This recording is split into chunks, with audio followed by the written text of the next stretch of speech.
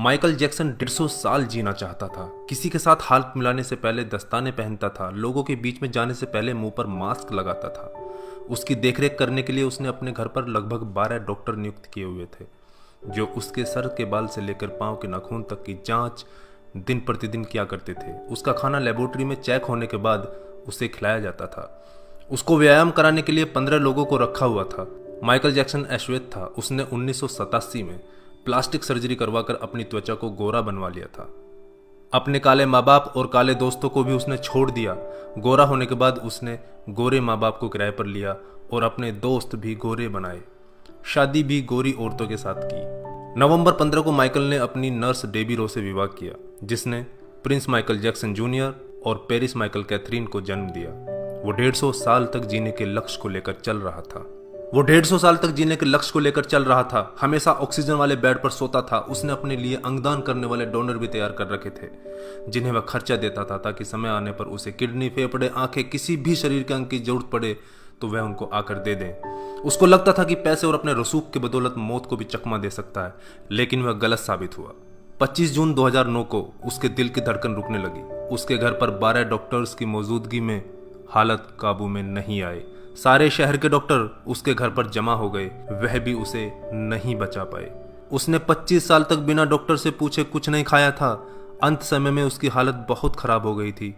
50 साल तक आते आते वह पतन के करीब पहुंच गया था और जून 25, 2009 को वह इस दुनिया से चला गया। जिसने अपने लिए 150 साल जीने के इंतजाम कर रखे थे, उसका इंतजाम धरा का धरा रह गया दोस्तों। जब उसकी बॉडी को पोस्टमार्टम हुआ तो डॉक्टर ने बताया कि उसका शरीर हड्डियों का ढांचा बन चुका था। उसका सिर गंजा था, उसकी पसलियां, कंधे, हड्डियां टूट चुके थे। उसके शरीर पर अनगिनत सुई के निशान थे। प्लास्टिक सर्जरी के कारण होने वाले दर्द से छुटकारा पाने के लिए एंटीबायोटिक वाले दर्जनों इंजेक्शन उसे दिन में लेने पड़ते थे। माइकल जैक्सन की अंतिम यात्रा को लगभग 2.5 अरब लोगों ने लाइव देखा था। यह अब तक की सबसे ज्यादा देखी जाने वाली लाइव ब्रॉडकास्ट है। माइकल जैक्सन की मृत्यु के दिन यानी 25 जून 2009 को 3:15 पर विकिपीडिया, ट्विटर और इंस्टा मैसेंजर सभी क्रैश हो गए थे।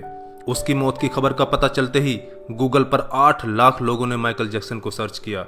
ज्यादा सर्च होने के कारण गूगल पर सबसे बड़ा ट्रैफिक जाम हुआ था और गूगल क्रैश हो गया था। 2.5 घंटे तक गूगल काम नहीं कर पाया था। मौत को चकमा देने की सोच रखने वाले हमेशा मौत से चकमा खा जाते हैं दोस्तों। कुल मिलाकर सार यही है कि बनावटी दुनिया के बनावटी लोग कुदरती मौत की बजाय बनावटी मौत ही मरते हैं। क्यों करते हो गुरूर अपने 4 दिन के ठाठ पर? मुट्ठी भी खाली रहेगी जब पहुंचोगे घाट पर। क्या हम builders, interior designers, caterers, decorators के लिए कमा रहे हैं दोस्तों? हम बड़े बड़े कीमती मकानों और बेहद खर्चीली शादियों से किसे इंप्रेस करना चाहते हैं? क्या आपको याद है कि 2 दिन पहले किसी की शादी में आपने क्या खाया था? जीवन के प्रारंभिक वर्षों में क्यों हम पशुओं की तरह काम करते रहते हैं और काम में जुटे रहते हैं? कितनी पीढ़ियों के खान पान और लालन पालन की व्यवस्था हम करना चाहते हैं? हम में से अधिकांश लोगों के 2 बच्चे हैं, बहुत का तो सिर्फ एक ही बच्चा है। हमारी जरूरत कितनी है और हम कितना पाना चाहते हैं, इसके बारे में जरा सोचिए। क्या हमारी अगली पीढ़ी कमाने में सक्षम नहीं है जो हम उनके लिए ज्यादा से ज्यादा सेविंग कर देना चाहते हैं? क्या हम सप्ताह में 1.5 दिन अपने मित्रों, अपने परिवार और अपने लिए स्पेयर नहीं कर सकते? क्या आप अपनी मासिक आय का 5% अपने आनंद के लिए, अपनी खुशी के लिए खर्च करते हैं? सामान्यतः जवाब नहीं में ही होता है। हम कमाने के साथ साथ आनंद भी क्यों नहीं प्राप्त कर सकते दोस्तों? इससे पहले कि आप स्लिप डिस्क का शिकार हो जाएं, इससे पहले कि कोलेस्ट्रॉल आपके हार्ट को ब्लॉक कर दे, आनंद प्राप्ति के लिए समय निकालिए मेरे दोस्तों। हम किसी प्रॉपर्टी के मालिक नहीं होते, सिर्फ कुछ कागजातों, कुछ दस्तावेजों पर अस्थायी रूप से हमारा नाम लिखा होता है। अगर भगवान ऊपर है तो वो हमें देखकर हंसता होगा। वो सोचता होगा कि हम कैसी कैसी बातें करते हैं जब हम कहते हैं कि मैं इस जमीन के टुकड़े का मालिक हूं। किसी के भी बारे में उसके शानदार कपड़े और बढ़िया कार देखकर राय कायम मत कीजिए। हमारे महान गणित और विज्ञान के शिक्षक स्कूटर पर ही आया जाया करते थे। धनवान होना गलत बात नहीं है, लेकिन सिर्फ धनवान होना गलत है। आइए जिंदगी को पकड़ें इससे पहले कि जिंदगी हमको पकड़ ले। एक दिन हम सब जुदा हो जाएंगे, तब अपनी बातें, अपने सपने हम बहुत मिस करेंगे। दिन, महीने, साल गुजर जाएंगे, शायद कभी कोई संपर्क नहीं रहेगा, एक रोज हमारी बहुत पुरानी तस्वीर देखकर हमारे बच्चे हमसे पूछेंगे कि तस्वीर में ये दूसरे लोग कौन हैं। तब हम मुस्कुराकर अपने अदरस आंसुओं के साथ बड़े फक्र से कहेंगे, ये वो लोग हैं जिनके साथ मैंने अपने जीवन के बेहतरीन दिन गुजारे थे। मेरे दोस्तों, जीना सीखिए। धन्यवाद। जय हिंद।